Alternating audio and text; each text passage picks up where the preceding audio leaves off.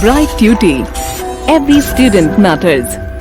Hello students, in the previous part we discussed that chemical reaction is observed with certain characteristics and they tell us that if a reaction has occurred or not. But what occurs inside the chemical reaction? What are the compounds that are being formed and how are they being formed? To discuss that, we will discuss the types of chemical reactions.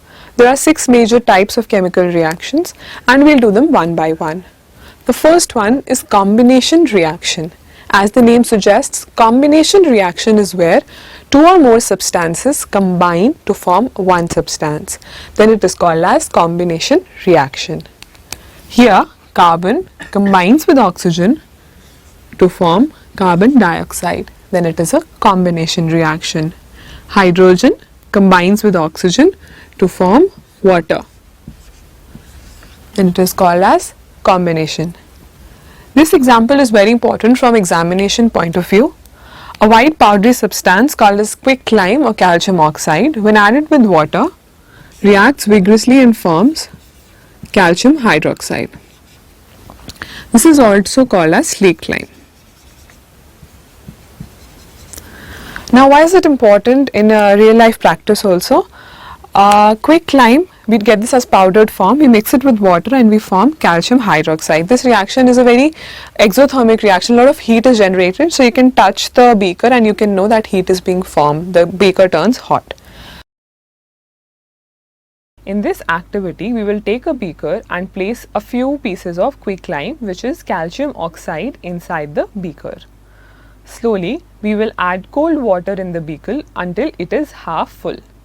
You will observe that the solid calcium oxide pieces start crumbling with the hissing sound formed to the powdery mass. The white powdery mass rapidly mixes with water. It appears as if the contents of the mixture are boiling, so that much heat is being released in this reaction. The water vapor is seen above the surface of water, and when you touch the beaker from the outside, you will realize that it is hot. So here we observe that the beaker and its content have become very hot. But why is that? This is because calcium oxide reacts vigorously with water to form calcium hydroxide, also known as slaked lime, with the release of a large amount of heat energy.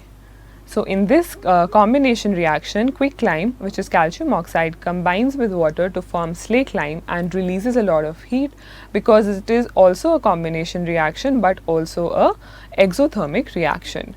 So we see that the two compounds, calcium oxide and water, combined fully to form a new single product, which was calcium hydroxide, also known as slaked lime. So this was a combination reaction. This quicklime is added in mixed with paint, and when mixed with paint and put on walls, it reacts with the carbon dioxide of the air. By that reaction, it forms a layer of calcium carbonate which gives the paint shine. So it is added in whitewashing for giving a shiny look to the walls. This question can be asked in exam, that what is the product that is added mixed with paints to make the walls shinier. Then it is slaked lime, and slaked lime is obtained by reacting quicklime with water. So that is all about combination reaction, where 2 or more substances combine to form a different substance. The second type of reactions are exothermic reaction. You can break down the word to understand exo. Exo means outside, and therma means heat. You can understand this by keeping a thermometer in your mind. The thermic means heat. So exothermic reactions are ones where heat is released out. Like the reaction we talked about here, the beaker turned hot. So reactions in which heat is released are called as exothermic reactions. First example here is of burning of coal. So all the electricity that is coming out around us is majorly coming from thermal power plants. What happens in thermal power plants? Carbon is burnt in presence of oxygen. Carbon dioxide gas is released along with a large amount of heat. This heat is what is used to create electricity. Similarly, in the CNG gas that we are using, or any natural gas, methane is the main component. It also burns in the presence of oxygen, produces carbon dioxide, water, and again large amount of heat.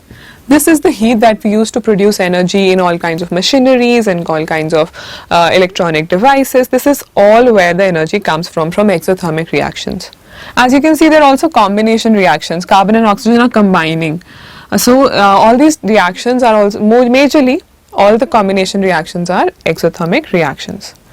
Now you must be wondering that as humans we also are doing a lot of work. Our heart is pumping blood, our lungs are doing the respiration process. So where does the energy come for all the bodily processes? That comes from the process called as respiration. Respiration is also an exothermic process. It releases energy by combining the food that we eat with oxygen that we breathe, and that energy is what we use for making our hearts pump, for making our gut digest the food, or for making our brain work the way it does. So all that comes from an energy source, which is food. We break down food in the process of respiration to create energy. Again, an exothermic process. So the first type was combination, second was exothermic, and most combination reactions are exothermic processes. Moving on to the third type is the decomposition reaction. The name itself will suggest that it is a process in which a complex molecule breaks down to form simpler molecules. If a complex molecule has to break down into simpler forms, it needs to absorb energy from somewhere. If the decomposition is happening by energy absorbed by heat, then it is called as thermal decomposition. For instance, we take FeSO4, ferrous sulfate, a green colored compound, heat it. Triangle implies heat.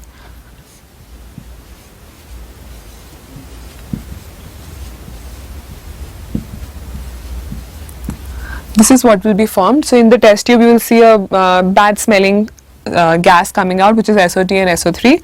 The green color will be lost and the new compound is formed. This is a thermal decomposition which happens in the presence of heat. We will take about 2 grams of ferrous sulfate crystals in a dry hard glass tube. We will hold the test tube in the test tube holder and heat it over the flame of the Bunsen burner for some times. You will observe that the green color of ferrous sulfate starts crumbling to form powdery mass and gives out steamy fumes, which condense on the cooler parts of the test tube. On further heating, the powdery mass changes into deep brown black mass.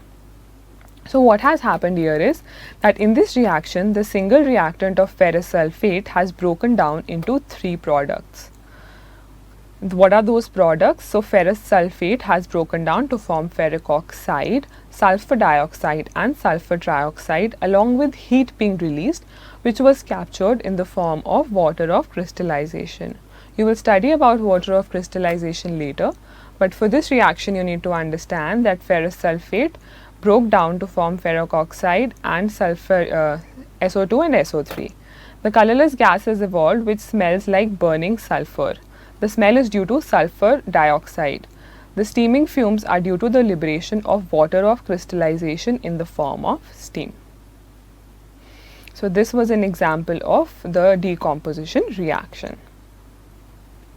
The second type of decomposition, which happens in the presence of sunlight, is called as photodecomposition. Photo means light. So when it happens in the presence of sunlight, then it is called as photodecomposition. All the compounds which are sensitive to this kind of decomposition are kept in black bottles in labs or otherwise, so that they do not react with the sunlight or any kind of light in fact. An example is AgBr. In the presence of sun, it forms 2Ag plus Br2. So AgBr breaks down to form Ag and Br2 in presence of sunlight. If you've seen in movies, there's something called as dark room where they develop the photographs. So they dip photographs in a solution and then they put it on for drying. That room is always dark because the solution that they dip it in is AgBr. AgBr is used in black and white photography. It can be a question asked that what is the chemical and why are the dark rooms dark? So that if the sunlight enters, then the AgBr won't be retaining its properties and the photo will not be able to develop. Moving on to the third type of decomposition, electrolytic decomposition. Electro means electricity and lysis means breakdown. So electrolytic decomposition is when something breaks down in the presence of electricity.